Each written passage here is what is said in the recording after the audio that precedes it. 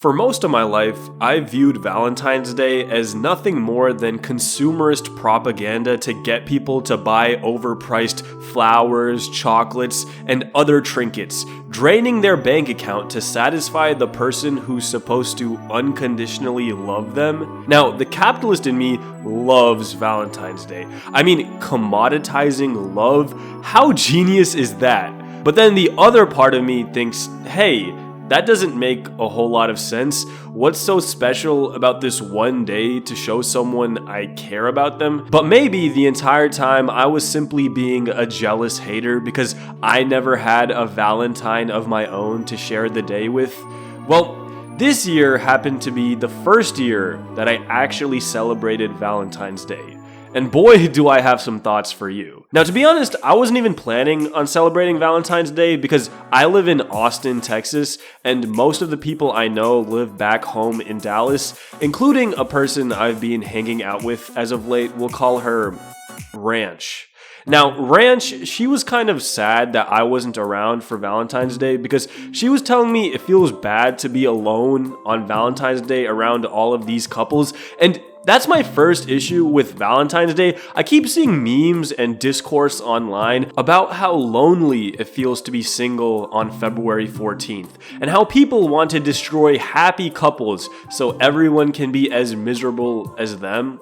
And that line of thinking makes literally no sense to me. I mean, I've been single many times on Valentine's Day, and not even once did I care about a single other couple around me. If you're in a happy relationship on Valentine's Day, I mean, that's good for you, all power to you, but I don't care at all.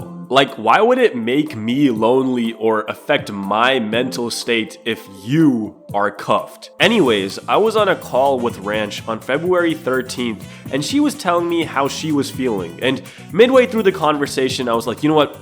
Screw it. Like LeBron James in 2014, the king is coming home.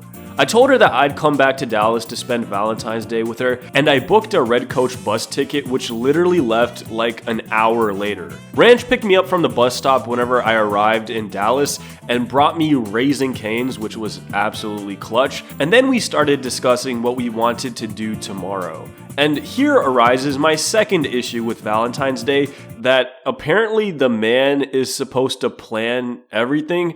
She was telling me that it was my responsibility to make the plans because I'm the guy, and just being real, that's terrible logic. I mean, isn't Valentine's Day specifically marketed as a woman's thing? And you're talking to a guy who's never celebrated Valentine's Day in his life.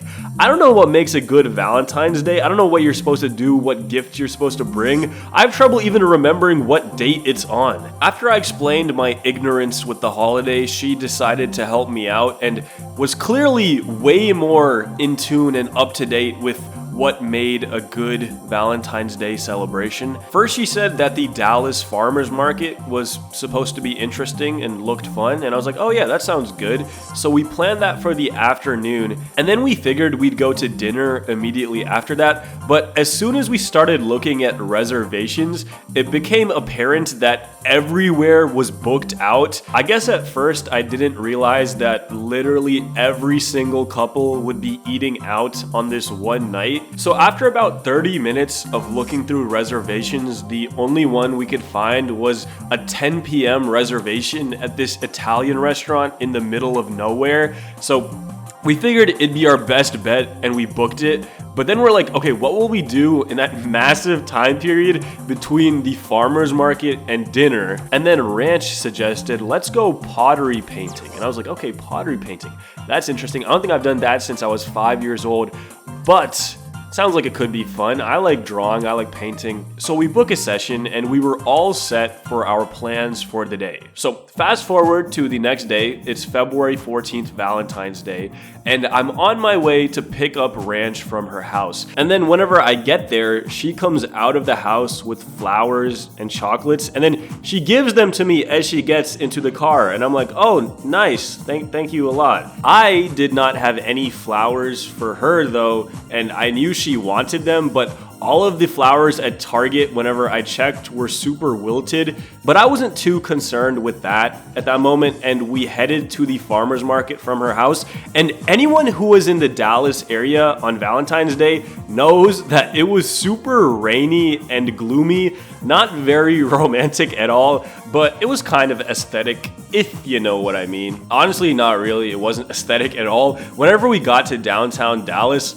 there was like barely anyone out. I expected like couples to be outside hustling and bustling, doing romantic things, but it was just like homeless people chilling on the side of the road while it was raining extremely hard. Eventually we get to the farmer's market, and it was in this massive like shed thing, but I can't lie, it was super underwhelming. Like, my local Whole Foods probably has more stuff than the Dallas Farmers Market did. I expected like a big sprawling complex with a bunch of food stops and stores and things to do, but it was just like a shed with like eatery spots inside. Like, it was not bad, but it wasn't crazy either. I did pick up some churro flavored popcorn from there, which was pretty delicious, but I had no clue what else to do in there. Anyways, eventually we wrap up at the farmer's market and start heading to Pottery, and I was actually really looking forward to Pottery. It was in this cute little studio with a bunch of couples and families painting in there,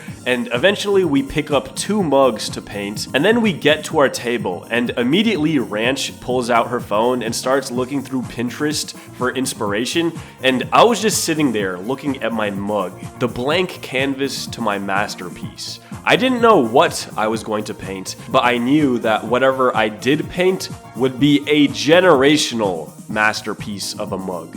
Eventually, I picked up my brush and I started working, laboring like the great Michelangelo upon my masterpiece.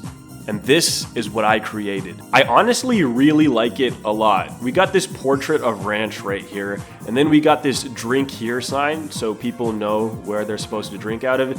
And then we got this face, and this one I actually really like. This was a last minute idea. We got the sideways face with the mug handle as the face's ear. Very abstract. I can't lie, I had a blast at pottery painting, and we finished at 9:30, so we had a perfect amount of time to drive from there to the restaurant to get to our reservation by 10 p.m. And we booked for this Italian restaurant, which was in this weird, dingy shopping complex, but the restaurant looked really, really nice. So we walk in, and obviously everything is Valentine's Day themed. There's couples everywhere. We get to our table and we order up, and the food was pretty great. We got these olives as the appetizer, but I didn't realize that the pits were still in them, so the first bite I took, I chomped right into an olive seed, which did not feel good. But then I got lobster ravioli for my main course, which was pretty delicious.